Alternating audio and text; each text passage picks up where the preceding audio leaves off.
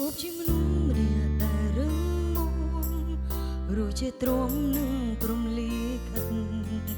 ទោះជីវិតមានការលំបាកតែចាំងផុតក្តីទុកព្រួយព្រោះមានបងជាអ្នកលើកស្ទួយចិត្តនឹងកាយក្បាយ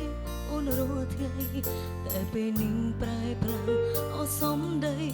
គ្រប់វ័យវ័យលែងអសរ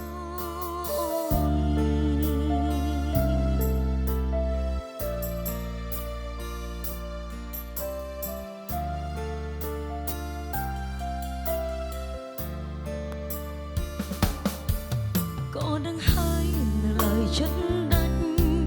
ហ៊ានសម្រេចផ្ដាច់ចេញពីស្នេហ៍តែភ្នែកចេញអូស្រកកាត់ថ្មនៅសំណល់ស្នាមអនុសារត់មកម្នាក់បាត់គ្រប់អ្វីអ្វីក្តីសង្ឃឹមអូនធ្លាប់ប្រាថ្នា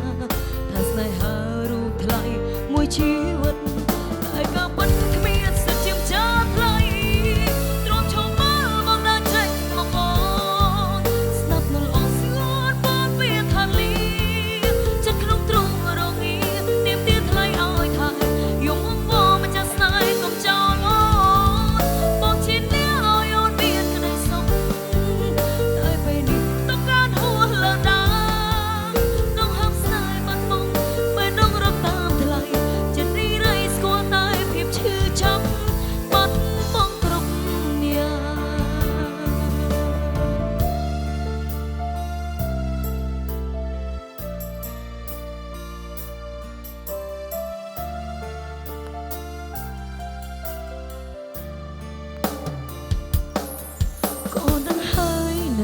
ចិត្តដាច់